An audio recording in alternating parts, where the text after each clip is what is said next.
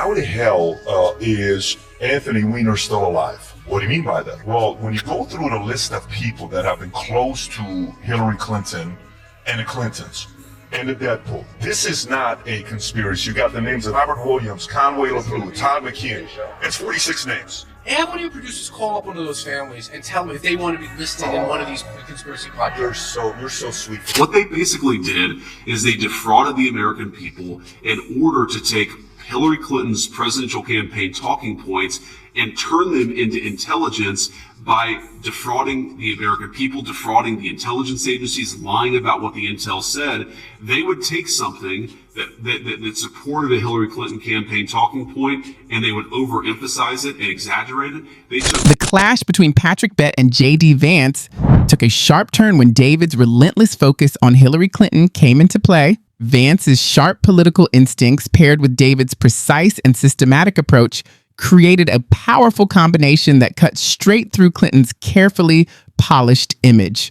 Her long-crafted narrative crumbled, and her record was left in pieces. For the first time, the so-called master of reinvention had no escape, as every illusion she built began to unravel. You were Hillary Clinton's CFO in the campaign, right? It's part of my history. Were you? Yes or no? In 2016. Did you facilitate the payment for the Steele dossier since you were CFO of the Hillary Clinton campaign? Sir. Yes or no? Sir. Yes or no? That was not. You're under oath, Chairman again, so yes or no? I know. It was not something I was aware of.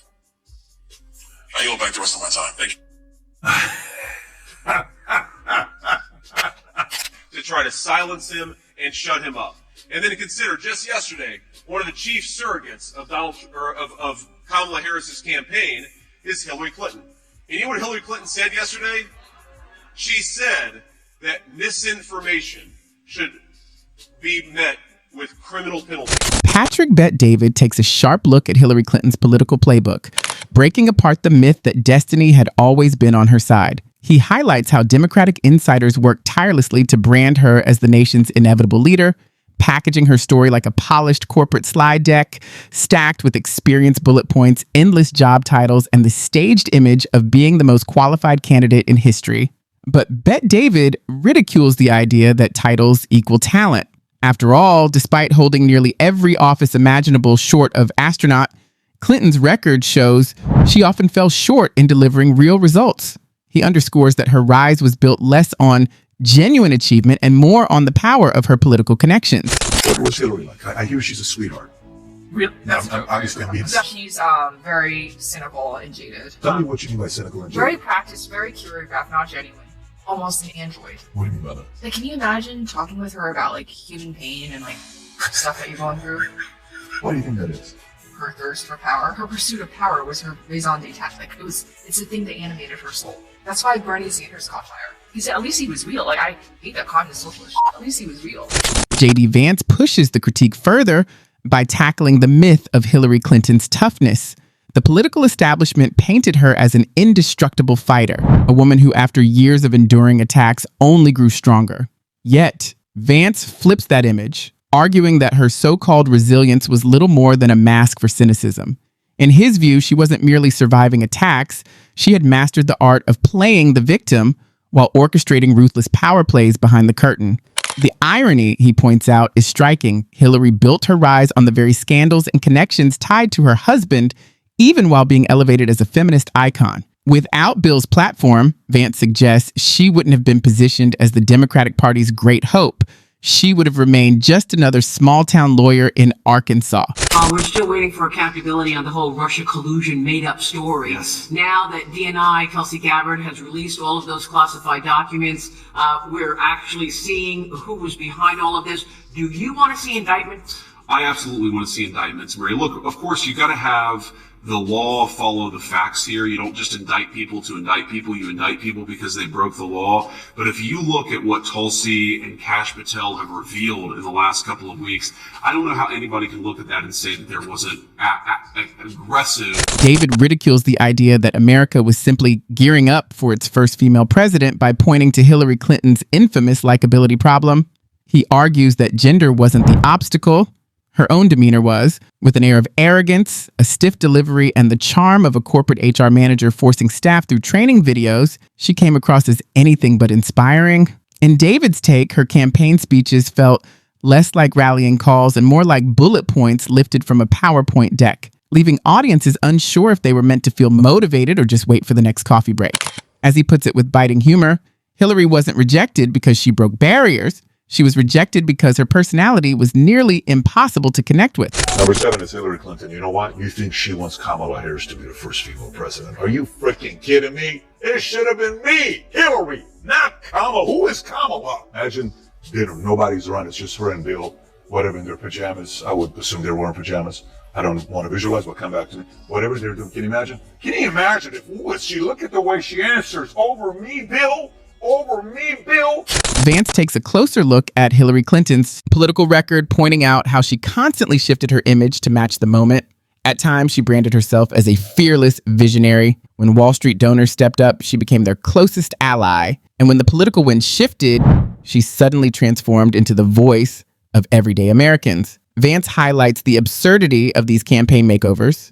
One week, she's sipping champagne with Goldman Sachs executives. The next, she's swapping stories with coal miners about her own supposed struggles. The contradiction, he argues, is almost laughable. To him, Hillary wasn't demonstrating strong leadership at all. Instead, she assumed voters wouldn't notice that she was more of a political chameleon, changing her colors whenever the spotlight demanded it.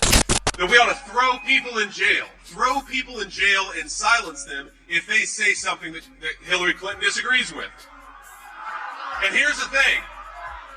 If you're willing, my friends, if you are willing to throw a person in jail because you disagree with what they say, then you're going to be willing to put a bullet in their head. David then sets his sights on the Clinton Foundation, calling it the biggest family business disguised as a charity in modern politics. He paints a harsh picture of world leaders and billionaires lining up to give, not out of generosity, but in hopes of buying a piece of Hillary's influence, like stockholders chasing dividends. What was once billed as a charitable mission, he argues, morphed into a pay-to-play investment fund where access was the real return. The pattern was too perfect to ignore, and every donation, handshake, and photo op reeked of transactional politics. From there, Vance adds another blow, exposing the irony of preaching public service while turning political power into a family enterprise.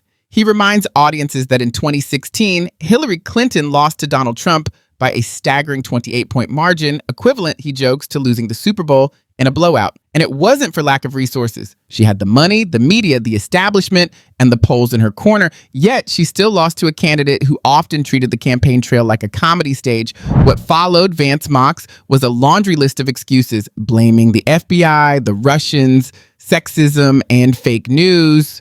Everything, it seemed, was responsible for her downfall, except the candidate herself. I got one of the election supervisors in Manhattan on camera admitting that the Democrats bust people in Chinese and Islamic and Hispanic neighborhoods so that they can commit voter fraud. And a lot of this stuff was, front page news. It dominated the news cycle. What kind of background check did they do on you? What kind of, are they doing any vetting, references? They didn't do any vetting.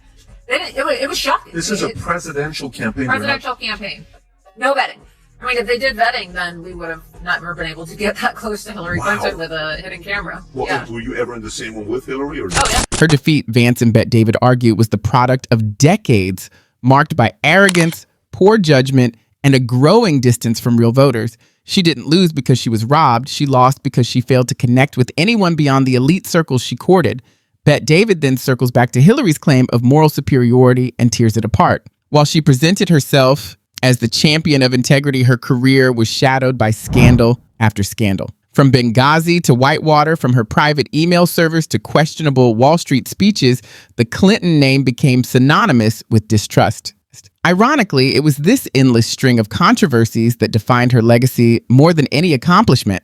Vance sharpens the critique by targeting her brand of feminism. He highlights the contradiction of a woman who claimed to fight for dignity and empowerment while defending and enabling Bill Clinton through decades of misconduct toward women. To him, this wasn't feminism at all. It was political branding dressed up as principle, hollow, and motivated by applause rather than values.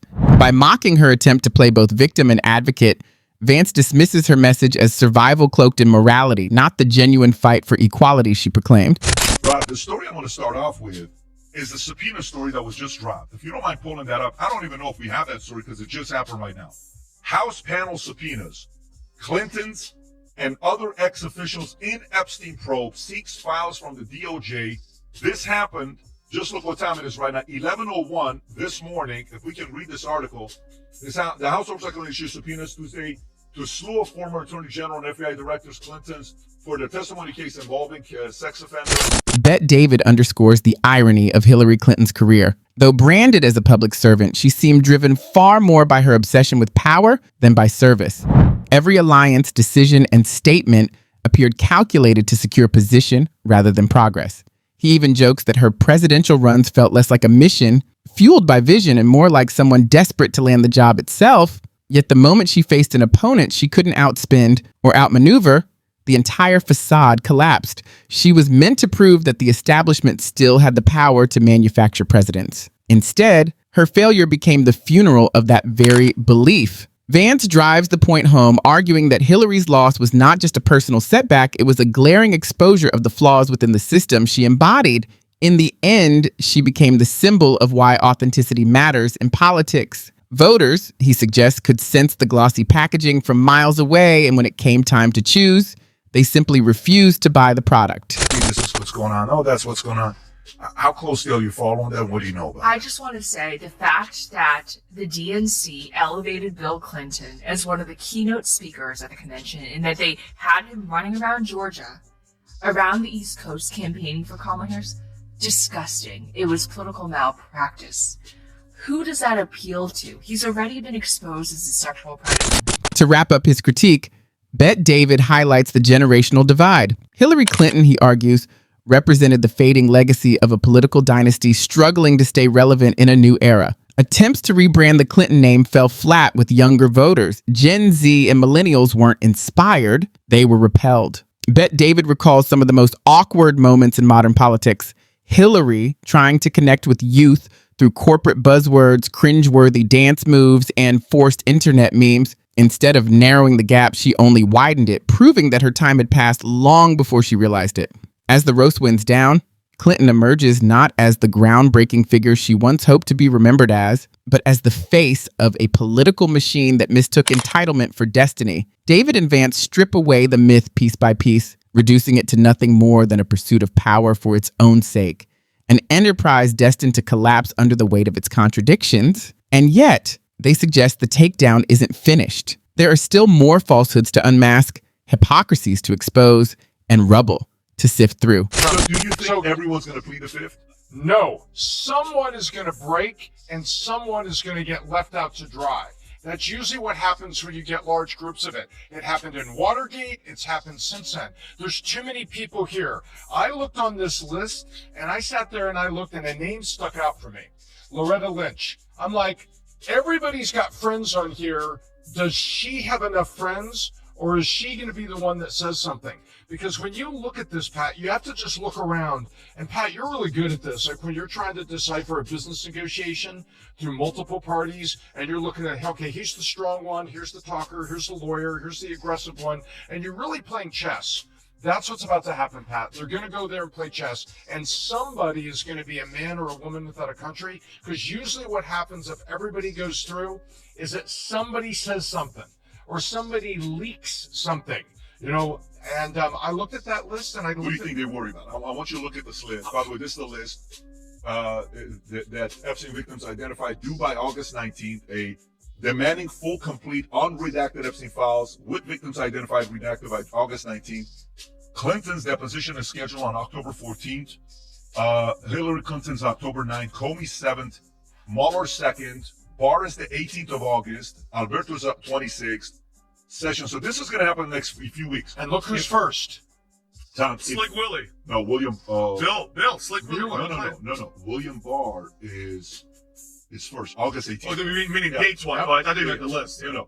Who on this list do Clintons worry about? As the unraveling continues, its stark simplicity is what makes the critique so devastating. Bet-David and JD Vance don't need outlandish accusations or secret schemes. Hillary Clinton's own history is enough. Every shift in strategy, every rebranding effort, every attempt to dodge responsibility is laid bare. Like a stage magician whose tricks have been exposed, the political titan's illusion collapses, revealing the wires holding up the performance. Bet-David emphasizes that Clinton's approach was steady, but never inventive. Despite her claims of being a trailblazer, she rarely led.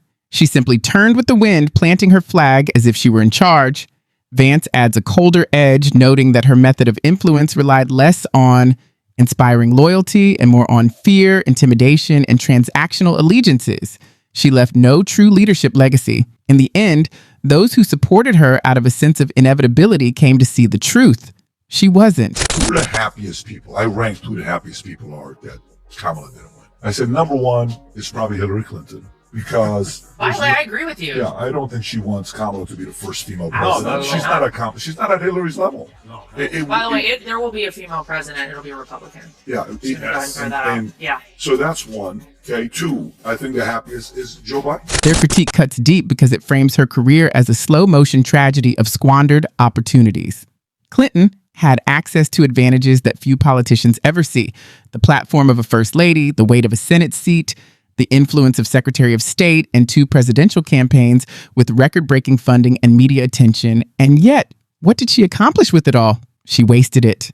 Bet-David highlights the irony. Her defeats weren't the result of sexism or bad luck. They were born from her own hubris. Her biggest weakness lay in misreading her political destiny as something she could exploit for personal gain. When people sense inevitability, they begin to look elsewhere. Vance goes further, suggesting that this arrogance is as much cultural as it is political. For decades, Hillary acted as if America owed her the presidency simply for trying. But the public never accepted it. And the more she insisted, the more disconnected she appeared. Bill Clinton officiated your wedding with Uma, your wife, if I'm not mistaken. Correct. So you've been very close, and your wife, is it still wife or is it ex-wife? I think it's separated since 2017, right? We're separated. We co-parent Jordan, but we're separated. Okay. And, she was a right-hand person to Hillary Clinton in 2016 while the scandal was taking For place. years before that, she was with Hillary she's 20 years. And the whole thing with the life insurance, the email, 650,000, one folder with the word life insurance and the files that are in there. So the next thing that people said, you got to ask him is the following. So, Rob, if you can pull up this story, I'm not going to buy into this one. Well, 9 out of 12 cops, NYPD, who saw the email and saw what was in that laptop, committed suicide. And it was, 7 of them since June, and it was the most ever that this took place. And these are the men that committed suicide. Their downfall paints a vivid picture of a politician who had every advantage, yet repeatedly lost to opponents she publicly deemed inferior. Donald Trump was louder and bolder, Barack Obama younger and fresher. Twice, the illusion of inevitability was shattered, yet Hillary clings to the notion that history itself was mistaken. Bet-David cuts to the truth. History didn't fail Hillary. She did. He and Vance sliced through the myth like a hot knife through butter. Hillary did make history, but not the kind she imagined. Her story exposes reality and strips away every excuse. There was no hidden conspiracy behind her defeat, just missteps and ineptitude. And despite armies of consultants, pollsters, think tanks, and focus groups, she remained uninspired at her core. Vance's sharpest critique is this: Americans don't reward entitlement masquerading as inevitability. The crescendo of their roast is brutal. Even after the spotlight fades, audiences are left unsettled by David and Vance's portrayal of Hillary Clinton as the lingering figure of a fading political dynasty. Every attempt to appear relevant serves only to remind people of the role she never truly earned. In speeches, books, and countless talk show appearances, she seems like an actor auditioning for a part the director never intended to cast. Bet-David and Vance communicate this desperation with clarity and precision, showing it for what it truly is: power cloaked in pretense.